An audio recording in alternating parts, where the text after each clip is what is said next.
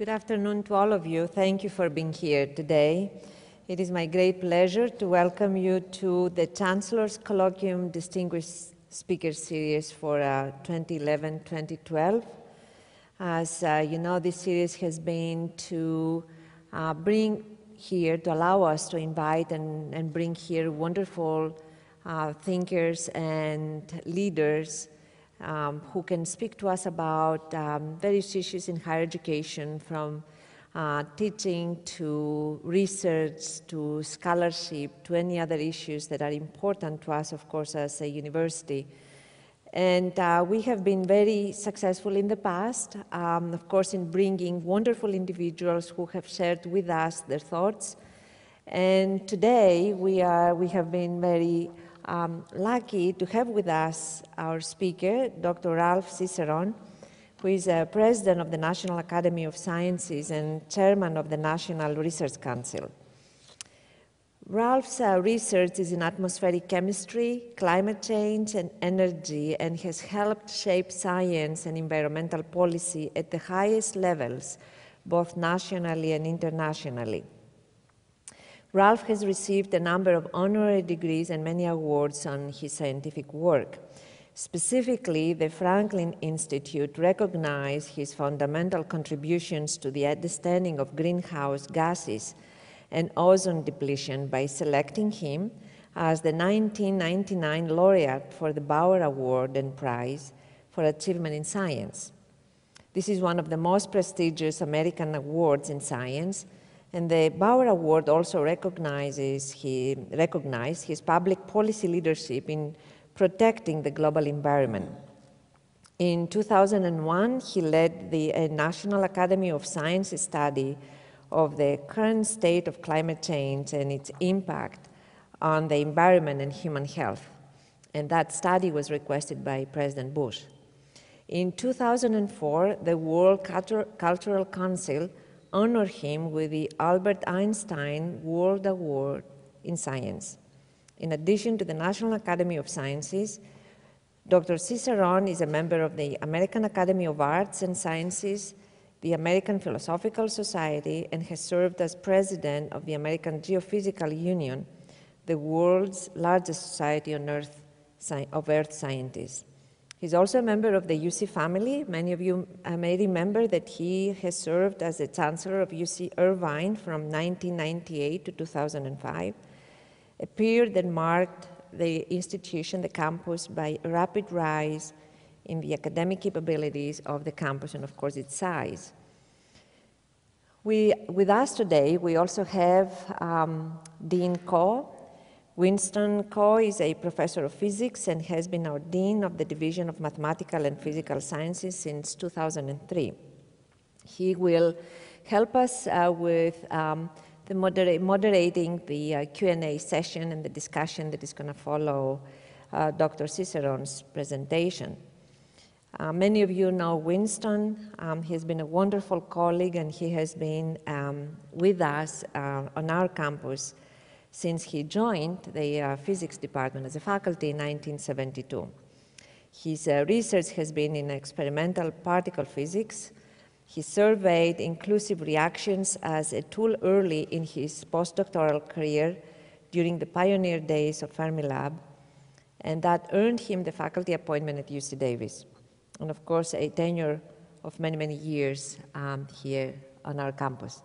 So I would like to thank both of them, our speaker for being here with us, and Winston for agreeing to moderate the session. And I will come down and enjoy with you the presentation. Thank you.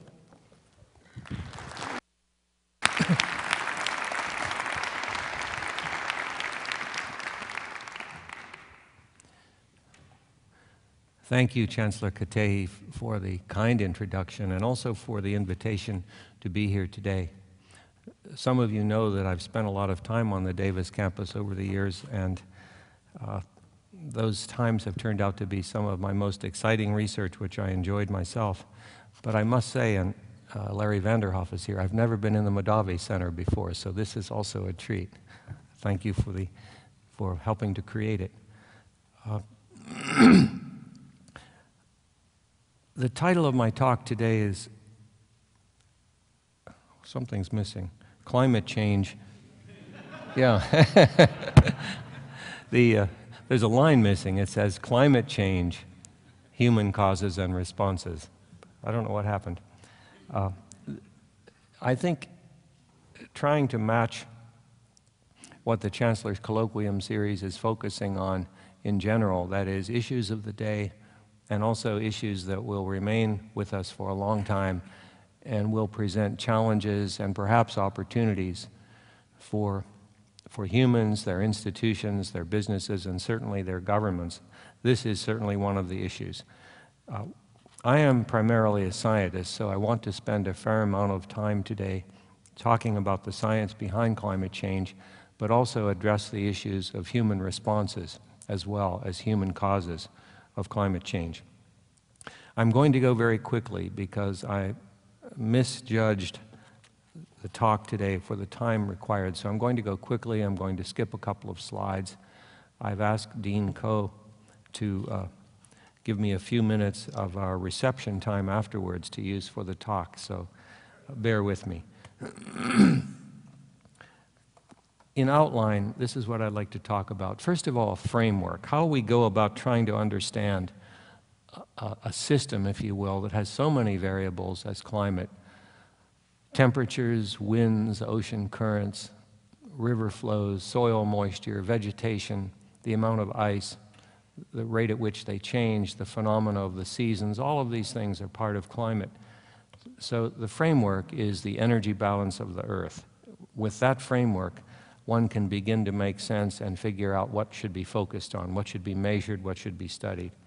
Then I'm going to talk about what's affecting that energy balance, namely the greenhouse effect. I don't know if we have a pointer here or not. If so, I'll use it. If not, I won't.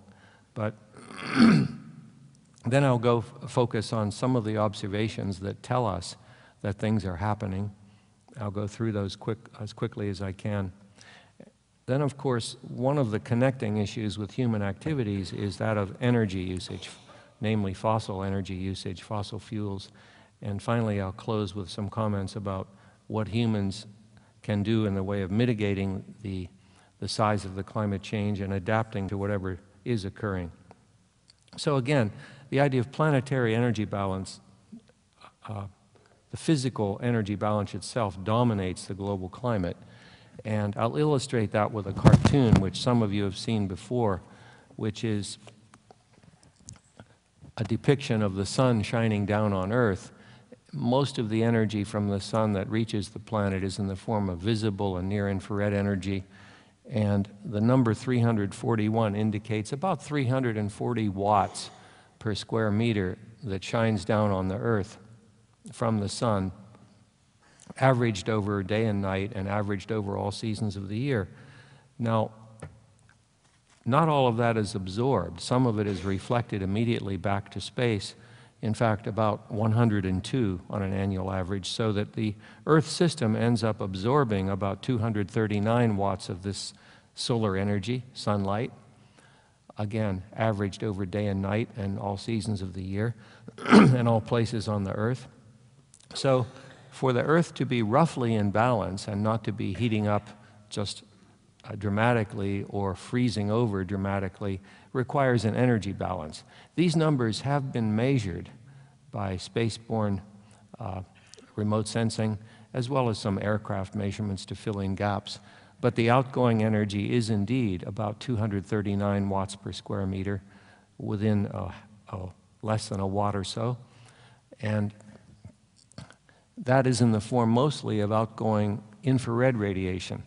So those of you who have done any infrared photography will know that you can take a photograph in the infrared of a body if it's warmer than its surroundings, and the Earth is indeed warmer than the immediate parts of space, the vacuum and the cold vacuum that surrounds. So the Earth radiates its infrared energy at about 239 watts per square meter. Now, those numbers are reasonably well measured, as I said. They also fit into another framework, namely, if we know those numbers well enough and we know how much of the sun's energy is reflected, namely about 30%, we ought to be able to calculate the temperature of the Earth. And indeed, we can do that. This calculation has been done off and on for 40 years as an illustrative exercise. So let me start with Mars in the middle. We can do this calculation for the 2 planets closest to us as well as Earth. And when you do the calculation for Mars, we get the right number, that the surface temperature of Mars is about minus 28 C, which is with some day and night differences. And it corresponds to what's measured on the surface of Mars. When we do the same calculation for Earth, we get the wrong number. We predict that Earth's temperature is much lower than it is observed to be, that Earth is frozen everywhere all the time. Now, the way we do the calculation is with that simple formula up above, that S, the amount of solar energy reaching us, multiplied by the fraction that's absorbed, or 1 minus the fraction that's reflected, is equal to the black body radiation, or Stefan Boltzmann radiation, sigma, which is a constant, times temperature to the 4th power.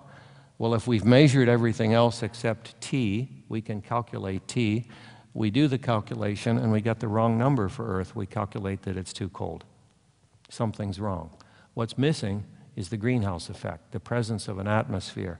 With Mars, there is gas around Mars, but it's a very thin atmosphere, low pressure. There's not much carbon dioxide to speak of compared to Earth. With Earth, we have a thicker atmosphere, higher pressure, with some natural greenhouse gases, and that's what gives rise to an Earth which can maintain liquid water, is not frozen, and can therefore maintain life.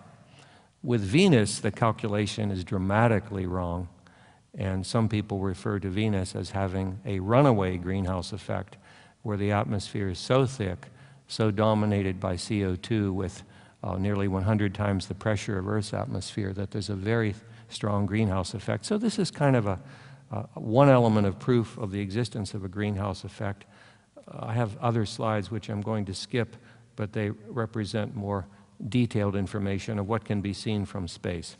So a summary of this energy in the climate system is that if we start with the bottom line there, I've already said that the energy, or the rate at which energy is absorbed from the sun as the input side of the Earth's energy budget, is 239 watts per square meter. The top line says, what about human energy usage?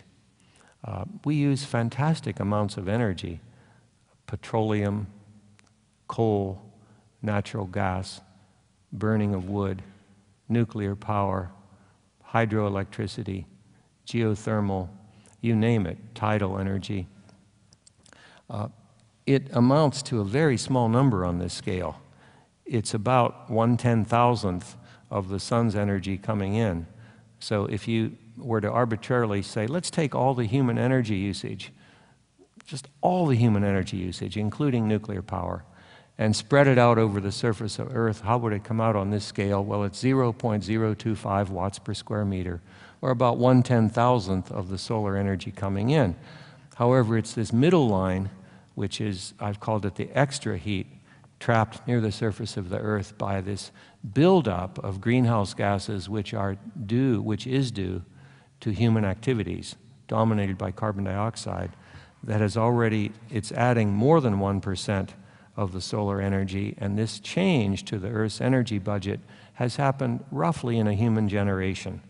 So on a geological time scale, the changes that we're observing and that we can account for are very, very rapid, much more rapid than, for example, the rate at which the sun as a variable star might be changing its output. Well, I'll try to get closer to home now with this graph, which many of you have seen. It's a graph of the measurements of carbon dioxide fraction in air on the slopes of Mauna Loa on the Big Island of Hawaii, a series of data that was started in the late 1950s by Dave Keeling at UC San Diego before UC San Diego existed. He was at Scripps Institution of Oceanography, where those of you sitting close enough can see that this graph consists of black dots, which are connected by squiggly lines. Each black dot is the average of a month's worth of measurements taken about every hour. And there are other sources of such data now from all around the world using different measurement techniques, and none of them are as good or as long as this data set. Dave Keeling died in 2004, I think it was, so the series has been continued both by his son, Professor Ralph Keeling, as well as other labs around the world. And what you see is the fraction of carbon dioxide in air has increased over this 55-year time period, 53 years, from about 312 parts per million to this year's value, which for the first time has gone over 390 parts per million. Now, I won't have time today to go into all of the reasons that convince us that this increase is caused by the fossil fuel burning, but there are 6 or 7 lines of evidence that all point in the same direction, including the isotopic content of the carbon dioxide and the way it's changed with time. And I'll show you a couple of other lines, but we're just convinced that this increase, which has been observed now all over the world repeatedly, is due mostly to fossil fuel burning. This is a similar graph, only it stops a year earlier because the red part of the graph shows similar measurements made at the South Pole. And the samples of air that are gathered at the South Pole and sent back to La Jolla for analysis are usually about a year late. So this graph, the red line represents carbon dioxide amounts over Antarctica near the South Pole. You can see that the seasonal changes up and down in fall and winter and spring and summer are not there because there isn't much local photosynthetic activity and decay of vegetation. Thank you very much. Over Antarctica, whereas there is Hawaii, but also the amounts over the South Pole are slightly lower, and that's because the CO2 is being released in the Northern Hemisphere. It takes about a year and a half to make its way down to the South Pole, so again, everything fits. The next graph shows one of the most stunning kinds of data that again adds to the evidence that this CO2 is unnatural in the sense that it's coming from fossil fuel burning. The time scale on this graph goes back 450,000 years. So 0 on this time scale is current historical epoch, 50,000 years ago, 100,000 years ago, all the way back to 450,000 years ago. And on this graph on top, the red points show carbon dioxide fraction in air extracted from ice cores that have been pulled up, roughly cylindrical ice cores, from as much as 2 miles under Antarctica in dated ice. That is, ice to which you can assign a date. As you go very deep, the time resolution isn't so good. Toward the top of these cores, you can actually tell the difference from one year to another. But what is found when these ice cores are pulled out and crushed in laboratory vacuums and the air interrogated is that in cold times, in glacial times, say 20,000 years ago, the fraction of carbon dioxide was 180 parts per million.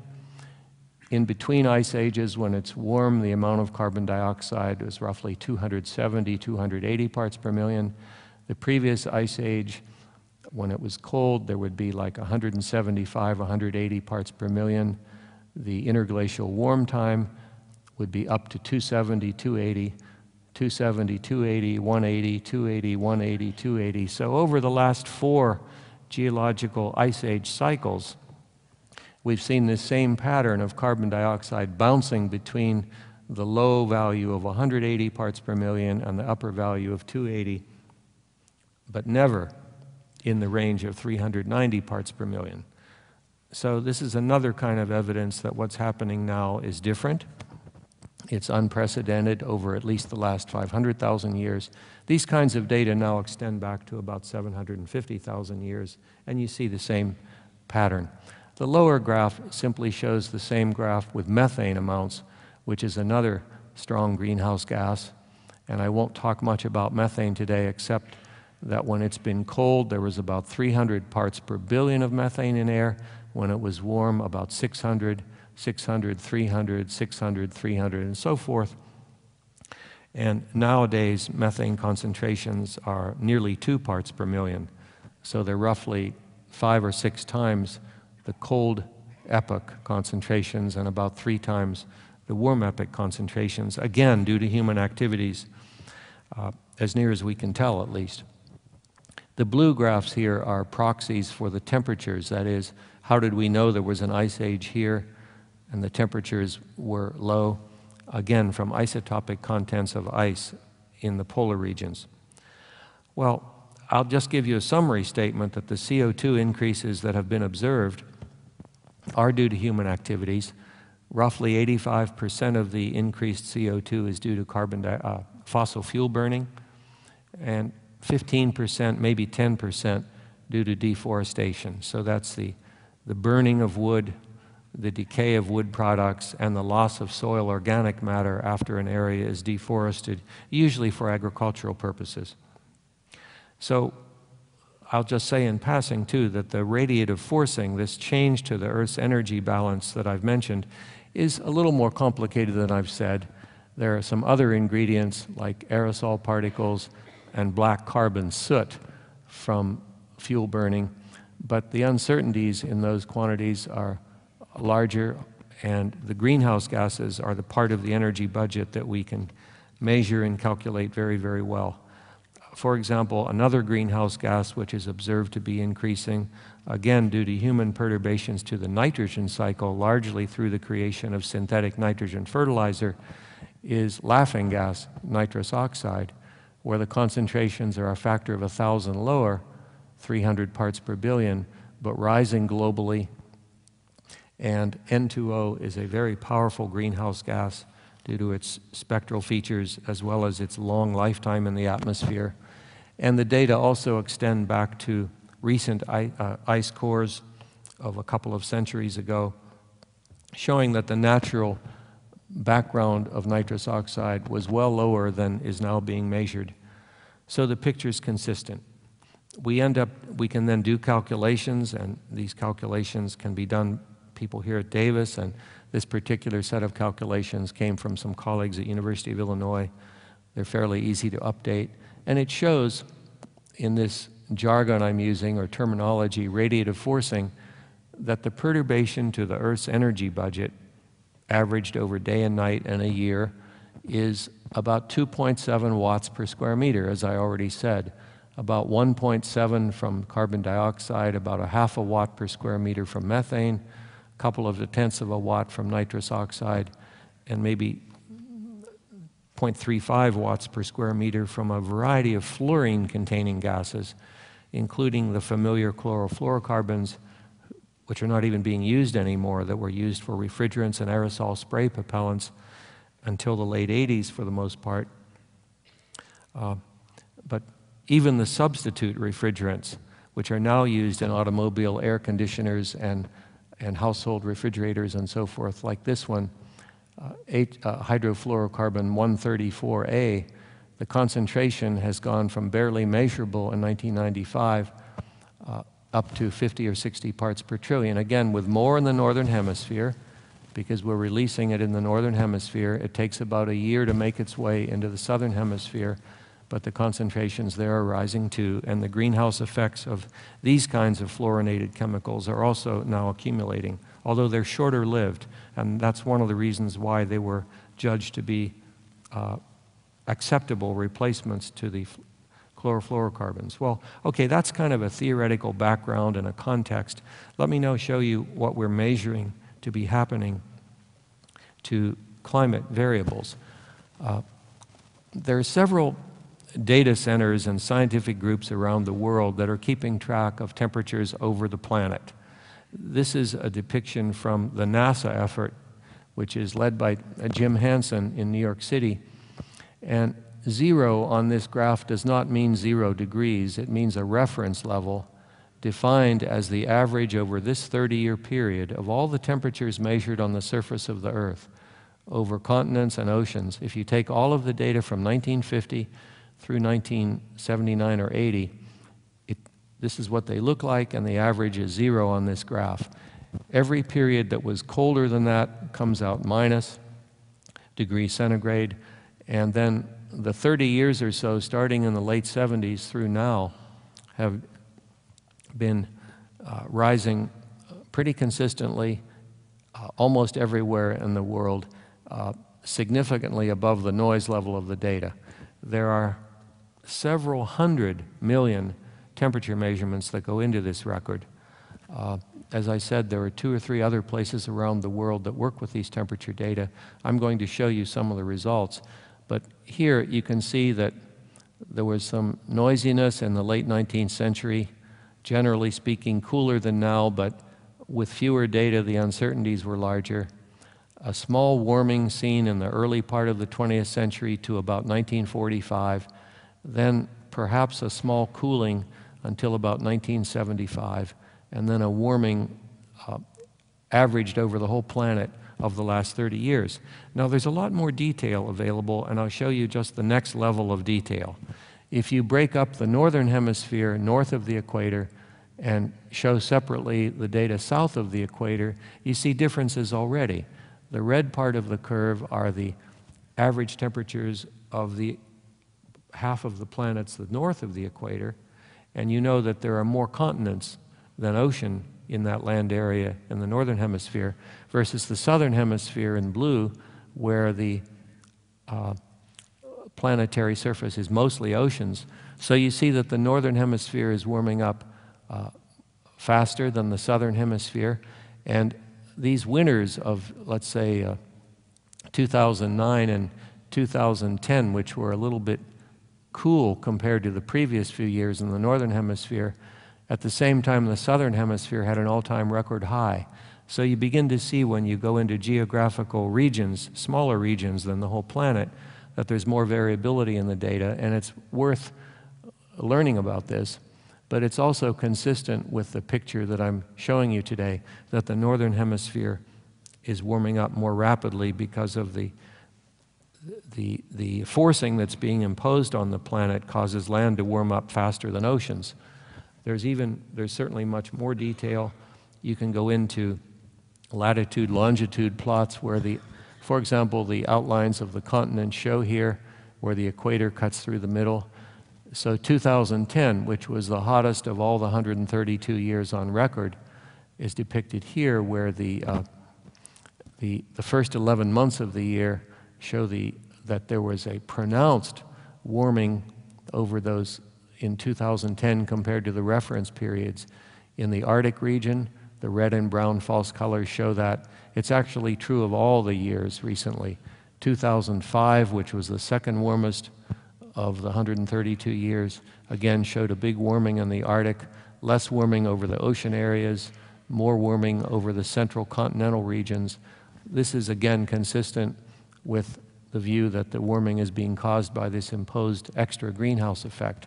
There's even more data. For example, the month-by-month plot shows that 2011 is going to end up being a little cooler than 2010. There were a couple of months in the middle of this year where the worldwide temperatures were very high, but the early months of the year and the later months of the year are cooler than the previous years. But if you go back to this plot, you'll see that none of the years in the last 20 years have been as low as the reference period in 50 through 80.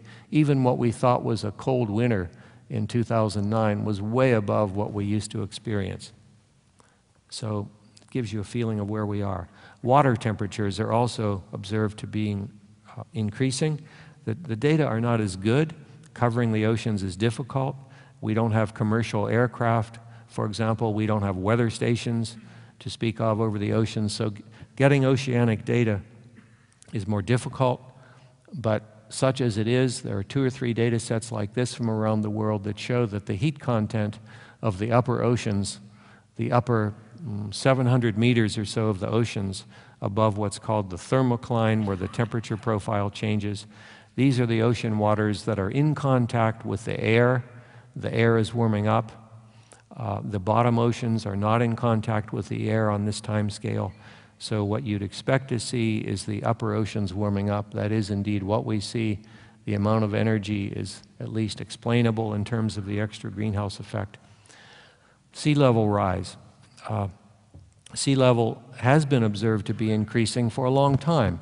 People have measured sea level very carefully since about 1880 around the world. but in a very primitive way. It's actually pounding stakes into the shoreline and observing very carefully where the water level strikes the stakes. I'm being a little bit overly simplified here, but that was about it.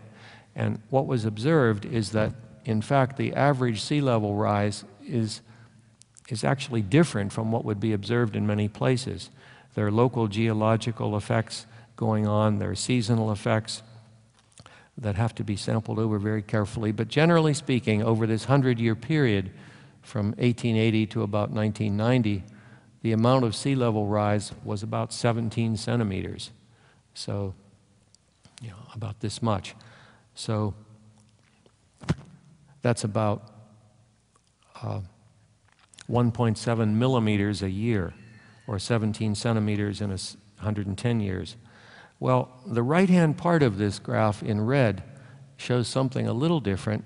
This is the modern era when sea level has been measured by Earth-orbiting satellites using different kinds of radar techniques that measure the height of the sea level very accurately. And what those data are showing, if you look at them in more detail from 1991 or so, is a much better, stronger record scientifically, where we have many more data, where we can obtain a proper global average, and where the rate of rise of sea level is twice what we had deduced, nearly twice as big, 3.2 millimeters a year instead of 1.7 over this 20-year period. So we know that sea level's rising, and when these data first became available a few years ago, it wasn't clear where this was coming from. It is clear that some of it is coming from the expansion of seawater due to the warming of seawater. Even though water doesn't expand much, when it is heated, it expands a little bit, and that accounts for a fraction of this rise, a third or a half of it. But the additional part of the explanation for why sea level is rising now has also become clear in the last few years. It's due to the loss of ice on Greenland and Antarctic continents. And these measurements have been done in a way that some of you know about. It's from a gravity sensing satellite. In fact, it's a fleet of satellites that trail each other and measure minor perturbations to the Earth's gravitational field. Not only can the satellites detect that the Earth's gravitational field is not like a perfect sphere, but if something changes beneath, the time change in the gravitational pull on the satellites can be observed. Like, for example, the amount of water in aquifers beneath parts of India can now be detected with these satellites, and they've applied the method now to measuring the amount of ice over Greenland, and the best fit to the data now is a small acceleration. That is, not only is the amount of ice on the Greenland continent decreasing, but it's decreasing in an accelerated way, and these show the numbers, so that if you averaged over this 9-year period, you'd obtain about a 0.7 millimeter per year sea level rise. If you take the most recent part of the graph, it's more like 0.9, and the same thing is available from Antarctica. This is most impressive science, in my opinion. Very high-tech science, but very accurate, I think, showing seasonal changes in the mass of ice over Antarctica, but again, an accelerated loss, and again, with quantitative measurements of how much of this continental ice is now floating in or melting in the oceans, giving rise to sea level, a sea level rise. I'm going to skip a couple of things about Arctic sea ice. So we have then records that the air temperatures are increasing, especially over the last 30 years. We have evidence of the upper parts of the ocean heating up, of sea level rising, and of ice being lost at both poles. I implied that there's something distinctive about this last 30 years. It's not just that the temperatures have been going up out of the range, out of the statistical range at all of our 30-year reference period, but also it's distinctive because during this 30-year period, scientists have actually measured the output of the sun, that is, the energy coming to us from the sun, in a reliable enough way to be able to say, well, is the sun causing this warming? Is the sun causing these climate changes or not? And the answer is no. This is a composite set of data showing the energy output of the sun at Earth orbit, and it shows a cyclic behavior, an 11-year cycle just like the sunspots, which is periodic. That is, the amount of energy reaching the Earth from the sun is not increasing. So those of us who wanted to be able to say that the sun was somehow becoming brighter, causing the planet to warm up, we can no longer say that due to data like this. These data are from Judith Lean, a physicist at the United States Navy Research Lab, and her colleague Klaus Freilich in Switzerland. And Freilich has extended the data by patching together other satellite instruments showing that even into this current solar cycle, which has been a weird one where there was a pronounced minimum for several years, the results, again, the sun's energy reaching the Earth has not increased. So that you end up concluding that the energy balance and calculations from it do explain the warming. I'm just showing a spaghetti chart here of calculations showing that when people use the best available energy balance and climate model calculations, they can reproduce the observed temperature with this range of model calculations, whereas if they try that same calculation to reproduce this observed temperature, they cannot reproduce the temperature that's been measured unless they include the increase in greenhouse gases. So there's evidence in both kinds of logical sense here that the warming, at least, that's been observed has been proven to be due to the extra greenhouse effect, within all reason, I think. Well, how do we connect this then with what humans are doing a little bit more strongly and where we go in the future? There are groups around the world who keep track of fossil fuel burning, and I'm showing here a graph from one of the better efforts at Oak Ridge National Laboratory, and I just got this update from them last week. But it shows the historical use of fossil fuels worldwide, in this case since 1850, broken down into solid, which of course is coal and wood, liquid, which is petroleum, natural gas, the release of carbon dioxide due to cement manufacture, and then the flaring of natural gas. And it shows a very strong increase, so that by the year 2010, human use of these carbon-containing fuels amounts to over 9 billion tons of carbon in the form of carbon dioxide annually, whereas as recently as 1930, that number was less than 1. So the growth has been really pronounced, and the growth from 2009 to 2010 was really quite strong. There was a little bit of a fall off in 2009, but a large jump again in 2010. Well, the demand for energy, of course, can be seen in world marketed energy consumption, where these are data from this semi-independent agency inside the Department of Energy using the weird units that they use, quadrillion BTUs. But to the left of the blue line is obviously historical data. To the right is projections into the future. As recently as early 70s, world energy usage was about 200 of these units. It had doubled by about 2,000. It's projected to increase about 75% in the next 25 years, largely due to the growth in developing countries and world population growth. Just to give you one tangible example, a measure of coal consumption worldwide shows historically that, let's see, I guess I don't have the US on this curve, but largely the historical data, the US was the biggest user of coal, but by the year 2008, China's use of coal surpasses that of the rest of the world because China has been on a rapid economic development curve, as well as doing a lot of the heavy manufacturing for the rest of the world. So this is just a tangible example. Well, where does this all lead us in terms of climate change? This gets into a whole new enterprise of large-scale mathematical modeling of climate. I just have the cover of one of our reports from last year, a committee that was chaired by Susan Solomon that was focused on what would be the targets for stabilizing Earth's climate in terms of greenhouse gas emissions.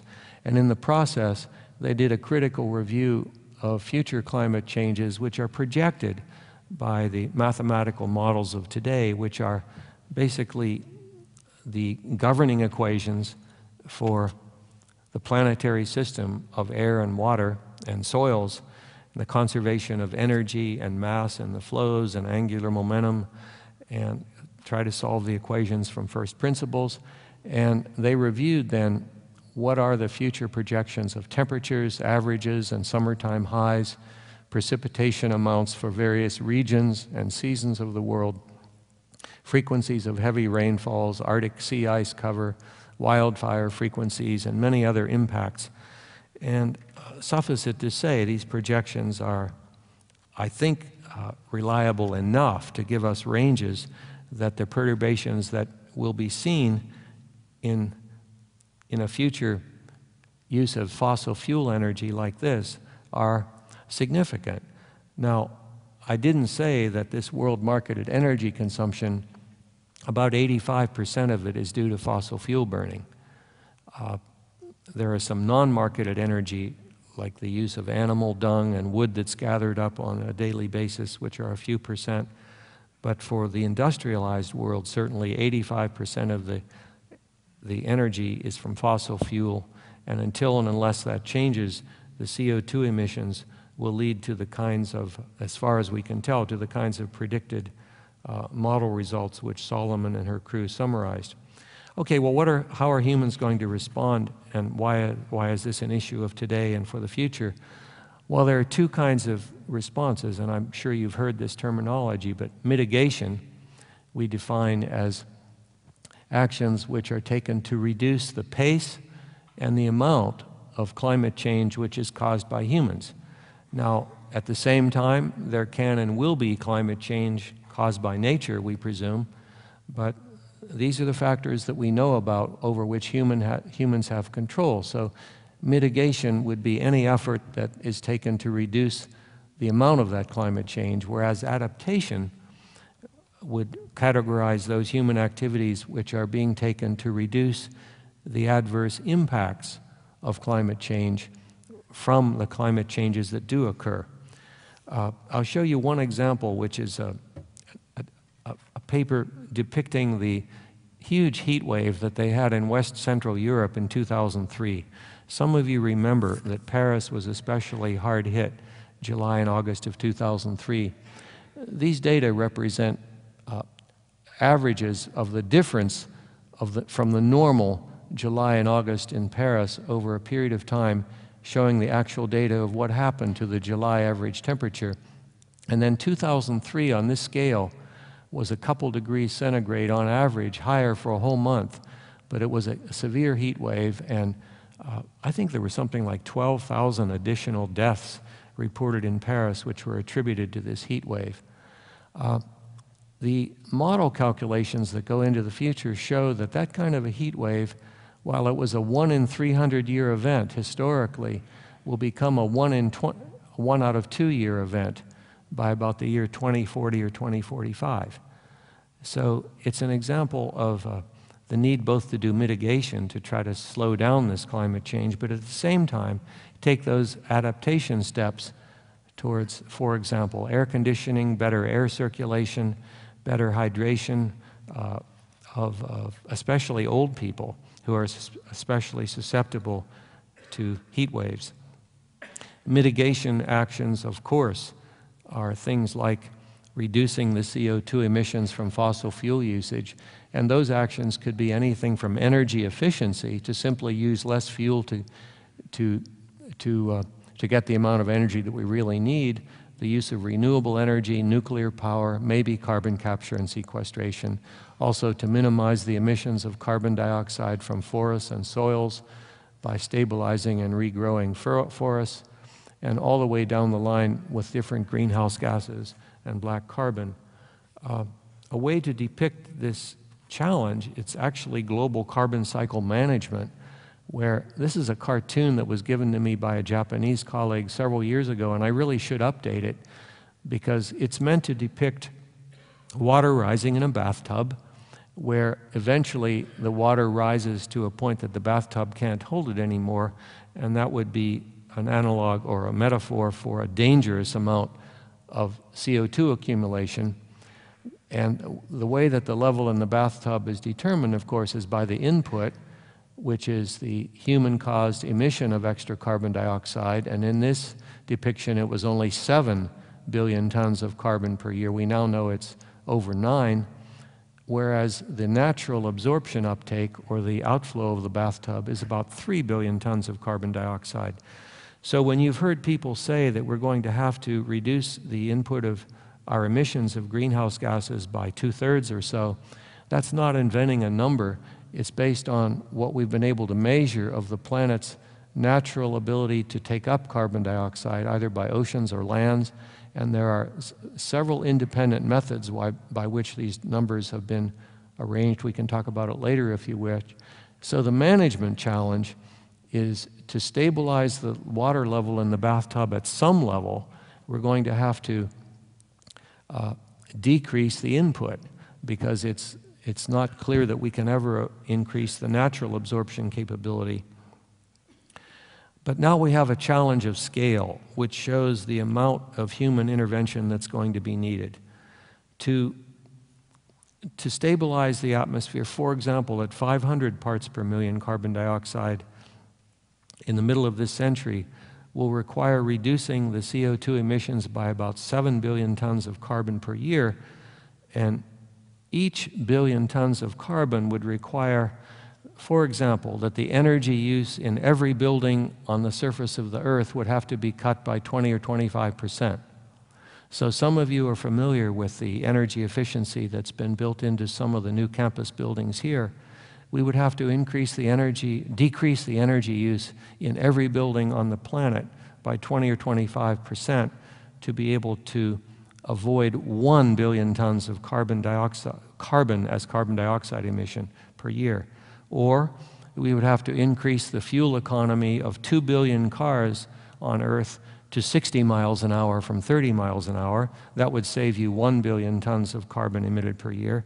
Or if we could ever find a way to capture the CO2 emission from a coal-burning power plant, if we could do that from 800 1-gigawatt plants worldwide, we could save 1 billion tons of carbon per year. These examples are just meant to show you, and they're from our colleagues Steve Pacala and Rob Sokolow in a great paper they wrote in 2004, just to give you an idea of the challenge of scale.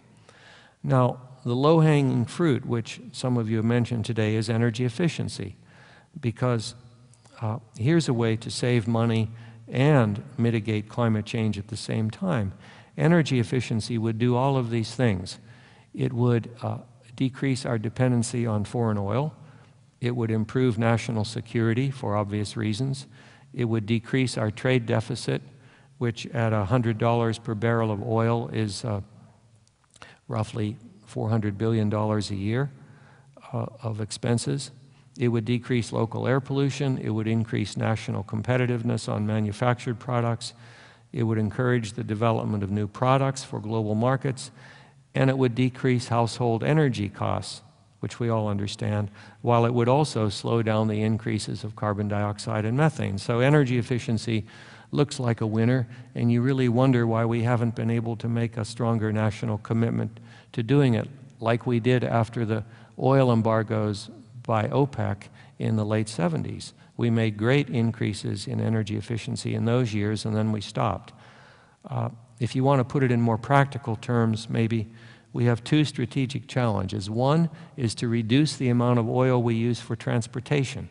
That could either be through energy efficiency or going to a fleet of electrically powered vehicles, which requires new technologies of all kinds, which many of you, we don't have to go recite them here. But at the same time, we have to reduce the carbon dioxide emissions from coal-fired power plants. either by keeping the same plants and sequestering the carbon dioxide, or increasing their efficiencies, or replacing them, or whatever. Adaptation possibilities, and I'm going to conclude now, certainly include changing agricultural cropping patterns with some very important details, to develop heat, drought, and salt-resistant crop varieties to deal with, obviously, decreased water availability in some places and increased evapotranspiration rates. We have to strengthen public health and environmental engineering defenses against a possible incursion from tropical diseases. By the way, this list is from John Holdren from a talk he gave in 2008 before he became science advisor, although I think you would arrive at the same list of adaptation possibilities and desires. To build new water projects, both for flood control and drought management, a healthier system of water reservoirs. And then, of course, sea level rise. In certain parts of the world, you can justify building better dikes and storm surge barriers. And then, of course, from a financial and capital efficiency point of view, to try to avoid further development on areas which are really prone to frequent flooding or sea level rise. I think I'll stop here. I've taken a little bit too much time, but I wanted to introduce as many aspects of the climate change situation as I can, both the scientific basis, some of the evidence that we have real changes underway, which are very likely due to human activities, the special role of fossil fuel usage, and then the enormous range of challenges that we have to us right now. But as I said before, some of those challenges do represent opportunities for new businesses as well. So let me stop here and thank you again for the invitation.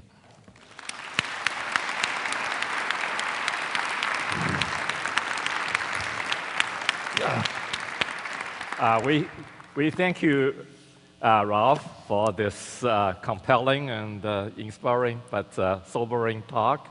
And now we open the floor to questions. We have 2 microphones in the back. And if you have questions, would you line up the microphone? And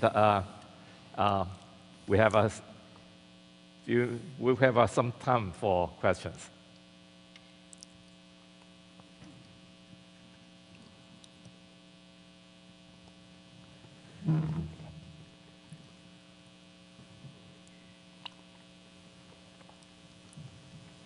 Yes? I was wondering what your opinion on geoengineering is. What are some of the benefits and the consequences? Can you just repeat a little bit more slowly? I think I understood, but can you repeat it? What is your opinion on geoengineering? What are some of the benefits and the consequences? Well, there have been some suggestions on how humans might be able to intentionally intervene on a large scale to slow down or prevent climate change in this case. I have a depiction of one of the schemes here, which would be to somehow reflect some of the incoming sunlight back out to space by either putting material in orbit around the Earth, such as the gravitational neutral point at L = 1, light material which could reflect a fraction of the sunlight back out to space, or maybe spraying sulfur-containing material in the stratosphere where they could possibly be engineered to be very fine particles that would be light-reflecting and which would survive long enough that the replacement cost of the sulfur wouldn't be too great. And in principle, there are some ways that could reflect enough of the sunlight back to space to perhaps affect the planet's energy budget and to mitigate climate change. I think this topic should be researched. I think it should be done on paper, not real experiments. Until recently, most people have said we don't want to touch it, we don't want to do research, we think it's too dangerous, we think it's more likely to lead to bad side effects. But I think we need some research understanding of what might happen, and I think paper-type research, theoretical research, is a good investment. There is another interesting idea that I think was more benign, and that was to try to fertilize the world's oceans in a limited way in those regions of the world's oceans where you can tell that the limiting nutrient is iron rather than nitrogen or phosphorus. With a relatively small amount of iron, it might be possible to trigger a burst in photosynthetic activity to draw CO2 out of the air. In fact, it's been shown that it works in like 5-kilometer patches of ocean. But to make the solution one that would actually stabilize climate, you have to take the newly formed organic material that you could seed by this extra photosynthesis and get it to sink.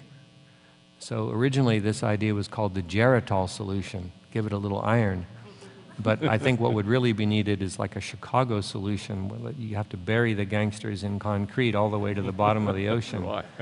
And the experiments that have been done have been very good science by biological oceanographers and chemical and physical oceanographers, but they don't look very hopeful. It doesn't look possible to remove enough carbon dioxide from the air to overcome the fossil fuel. In the meantime, the oceans are also acidifying due to the extra carbon dioxide amounts. So even if people could come up with a way to engineer reflecting material that could possibly stabilize the climate change, at the same time, the fossil fuel CO2 is causing the oceans to become more acidic, and we wouldn't be solving that problem. So I do favor research. I don't think we should bet on these techniques, but I think we need them partly to discourage people from making really dumb ideas and doing things that would be dangerous. I think we need a research base, possibly as an offensive 30 or 40 years from now, but more likely as a defensive strategy against really dumb ideas being implemented. Now we come to this side. Would you please explain the issue of climate sensitivity and where the models on that now stand? Yeah, it's a term of art meant to describe if you do a calculation where you're trying, for example, to calculate a temperature rise due to a certain input, like a certain input of carbon dioxide. Climate sensitivity is meant to be a measure of how sensitive your model is to the input. That is, what bang do you get for the buck? How much temperature rise do you get out of so much CO2? And the sensitivity is due to two main factors. One is the direct radiative effect, which is really easy to calculate, of the, let's say, CO2 or other greenhouse gas trapping energy. And the second part of it is due to feedbacks. For example, water. So as you warm a body of water, evaporation increases, as you know, in a disproportionate way with temperature. So a simplistic and likely correct answer is that as water warms up, there will be more evaporation, there will be more water in the air, and that water has an additional greenhouse effect, which then adds to your calculated sensitivity. So some of the uncertainty in climate models today and some of the disagreement is how much extra heat trapping do you get due to that particular feedback. But there are several other feedbacks built into the system that we know are working. We just don't know which one is the most important and how it will be manifest. So this climate sensitivity is a term of art describing some of the give and take of these variables in the calculations. If I understood your question, that's my answer. Well, what I was getting at was, where is the research? Hansen, I think, originally proposed that doubling CO2 would raise 12 degrees. And I'm just curious what the consensus is now. Okay. Well, a doubling of CO2 gives about 4.5 watts per square meter of forcing. It's then a question of what the models do with that extra heat trapping. The original calculations by Arrhenius in the late 19th century calculated about, 3 or 4 degrees centigrade rise. The current models calculate about 3 or 4 degrees centigrade rise, but anything between 1.5 and 5 is still calculated by today's models. I don't think Hansen ever calculated 12 for a doubling. this side. When you are talking about global warming, that's a statement about the slow creep of the average temperature. Given that the time scale, the scale of it is such that a millimeter sea level rise per year, compared to the time scale of elected officials in office, they might say that, okay, during my time, I can ignore that safely. Can't we formulate a second line of argument which is based not on the rising average, but on the fluctuations around the average, such as number of extreme events, number of hurricanes, number of, as you said, fires, whatnot, and make a more compelling argument that even on the time scale of an elected official, if you have 20 hurricanes instead of 5, that is really important to concentrate on. And the follow-up question is, if there is a second argument based on increased fluctuations, doesn't it lead to a separate type of responses? Do we have to respond the same way to fluctuations as to the rise of the average? I don't know about the rest of you, but I was getting quite a few echoes, and I couldn't understand some of the things you said. But I think you were making a statement that the fluctuations are more important than the averages. Or at least it's a separate second argument, and we can argue that, look, not only the average is going up, but the fluctuations are getting bigger and bigger, and extreme weather is understandable on a very shorter time scale. Even if the fluctuations are not getting bigger, for example, if the standard deviation is a new theory,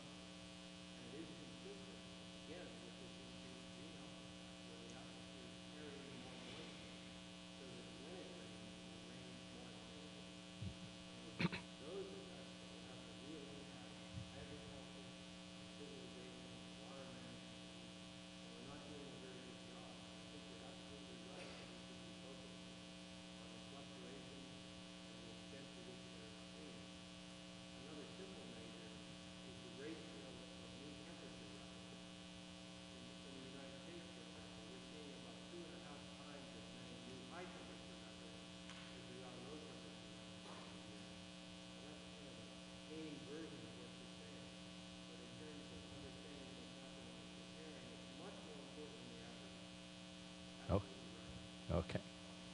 Yes, please. Thank you very much. I think part of my question has been addressed, but my concern was on the part of the mitigation that you mentioned is the CCS, which is the carbon capture sequestration. I was involved in a design project to capture the carbon from a Dragg's coal-fired plant in the UK.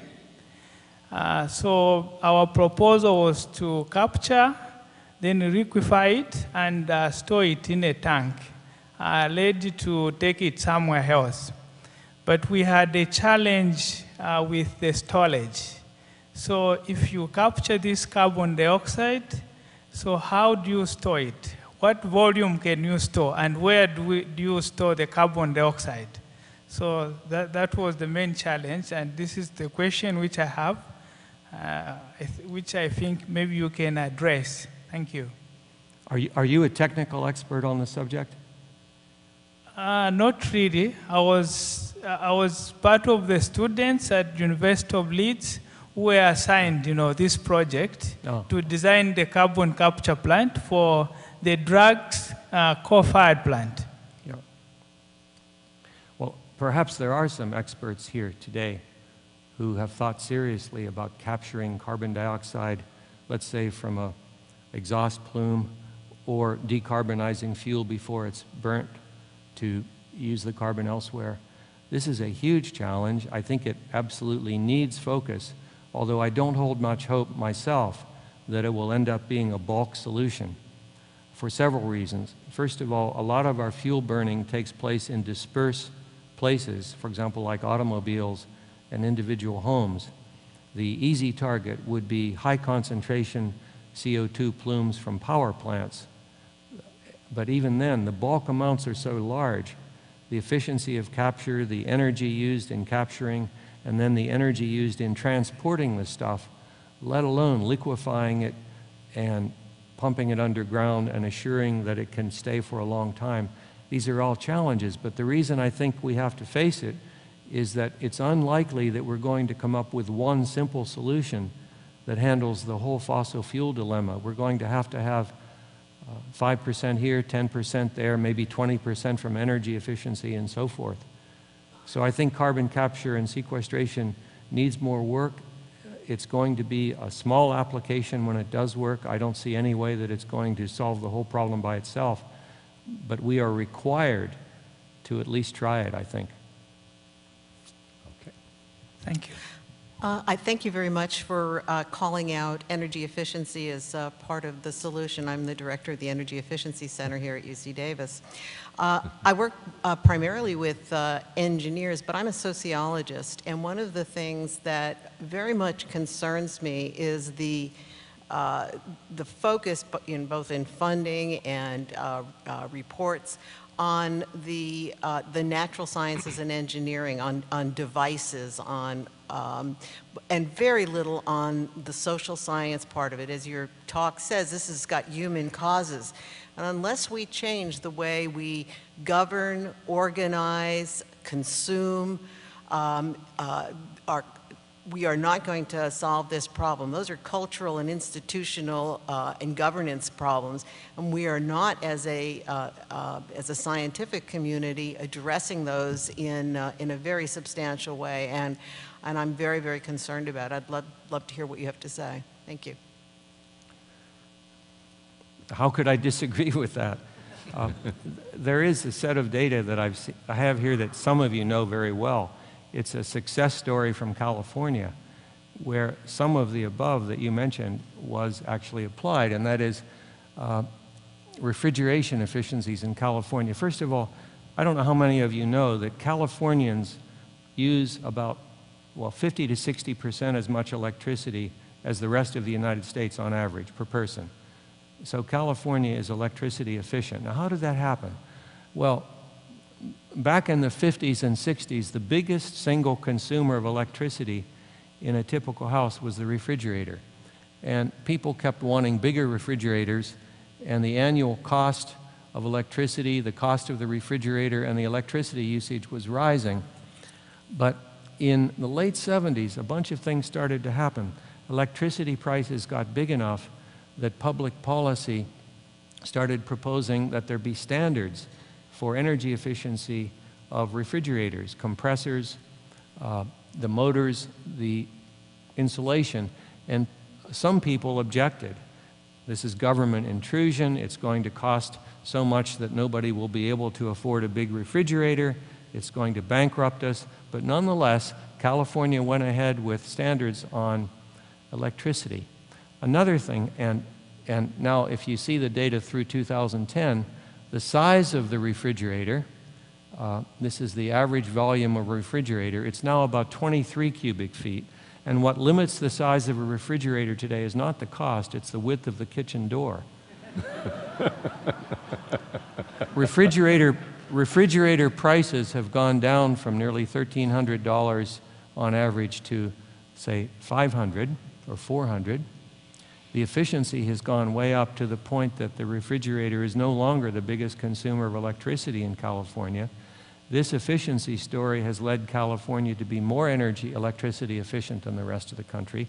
But another kind of intervention was needed, and that was decoupling revenues to utilities from their volume. So utilities are allowed to charge higher prices for electricity in California during hours of peak demand, and that has forced all of us as Californians to use electricity more efficiently. So it's been a combination of technology, public policy, and even regulation that has led to this kind of success story in California. So you're absolutely right, and we should be making more people aware that things can be done. Very good. Yes. Thank you. You concentrated on the contributions to greenhouse gases from man-made sources, but to what extent are we at the peril of natural catastrophes, for instance, volcanoes and, God forbid, the occasional giant meteor? Do not volcanoes contribute a considerable portion? Do you know what the fractions are compared to the man-made contributions? The volcanic input is hard to measure. There are measurements out there, and it's a reasonably big number, but you can see that the increase, the change in CO2 concentrations that's been observed is due to fossil fuel usage by what's called the Seuss effect, the ratio of carbon-12 to carbon-13 and carbon-12 to carbon-14 in the atmospheric CO2, which shows that it's fossil fuel derived. So, of course, there's CO2 emitted by volcanoes. But it's not the dominant in the carbon cycle in the first place, and the isotopic ratios don't match what's observed in the atmospheric change, whereas the fossil fuel figures do match. There are other natural sources of greenhouse gases, of course, including water vapor. Thank you. This may be a politically incorrect question, but do you know of any other intervention that would be cheaper and more efficient than birth control pills to control the CO2?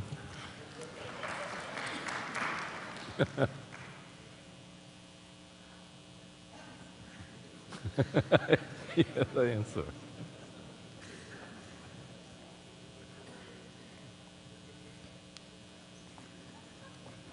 Okay. All of us have our favorite thing to blame here, but let's just talk about CO2 emissions. You can talk about all kinds of other impacts and effluents, but you can break down this into a truism that the CO2 emissions per unit time can be broken down into three factors. The emissions due to a unit produced, like producing a pair of shoes or manufacturing an automobile, whatever, multiplied by the number of units, number of pairs of shoes or automobiles per person, multiplied by population.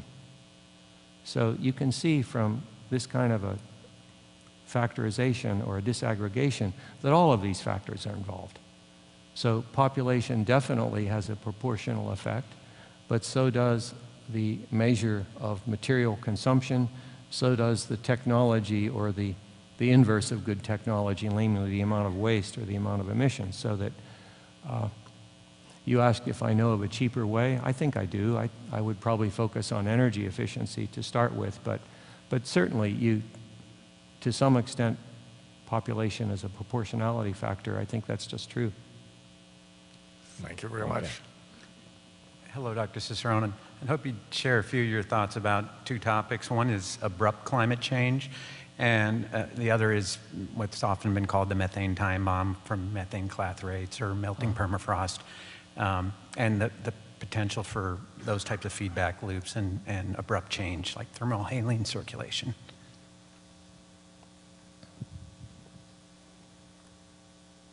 So was it potential for abrupt climate change? Possibly due to clathrate breakdown? Yeah, if, Was there another factor that you mentioned? Rapid release of methane would be one, and then changing of the ocean circulation, thermohaline circulation. Yeah. Well, there's a lot that we don't understand about the climate system and its dynamics, so there are a lot of possibilities. The methane one I know more about, and that is that there are colossal amounts of organic matter that have been produced over Earth's history, some of which have, as you know, been converted into coal or petroleum or gas.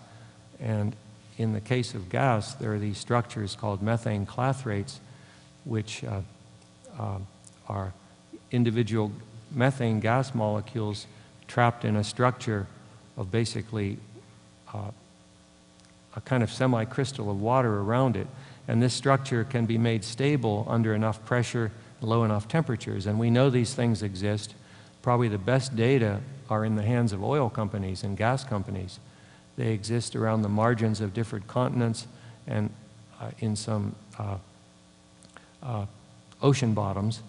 And some of those areas are vulnerable to pressure changes above or to warming of the water and having enough heat go down into the semi-frozen regions. And now if that were to happen, a great deal of methane could be released, and also methane in permafrost regions, because so much organic matter has been accumulated there, there's a lot of methane. So there are a lot of geochemists and geologists who've been thinking about prior changes in climate over geological history and whether any of them rapidly observed, that is, changes that happen rapidly, whether they happen due to a rapid release of this trapped methane in geological past, and of course whether it can happen today. And the answer is yes. But it's hard to be quantitative. We don't know all the quantities involved, although we have pretty good estimates of how much methane is trapped in these formations, where the unstable ones are, and how much heat it would take to destabilize them. I would say methane in permafrost is another area of vulnerability. I will say one thing. In the last 20 years, what's been known about past climate changes on the Earth has changed our view.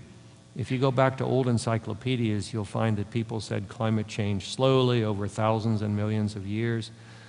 But people began to discover exceptions in the record of fossils and isotopes and sediments that showed that some previous climate changes have happened rapidly.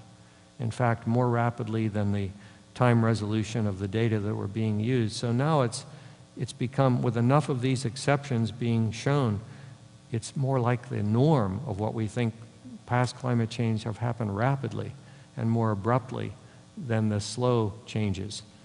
So I'm waving my arms because I think that's where we are, but there's some really good ideas out there and they are amenable to scientific investigation. So before we take the last two questions, I want to invite everyone to the reception afterwards, and you can ask Ralph questions informally then. Okay, please. I'd like to ask, because I think you've made a very good point of talking about research and talking about the need to study things. I'd like to ask what your opinion, the role of organizations like the National Research Council or the National Academy of Science, and what responsibilities of individual sciences are to address these issues with more than just saying we need to do more research.